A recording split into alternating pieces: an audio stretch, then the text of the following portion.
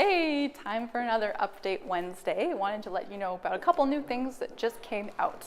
Number one, you can now split off sub-assemblies from a main work order. So if you need to assemble a bunch of different parts, maybe you have different teams working on those parts, you can split them off from the main work order, complete them, and then come back to the master work order.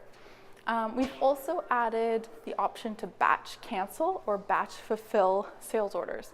So if you made some mistakes, rather than one by one cancel them all, you can batch cancel orders or you can batch fulfill them as well.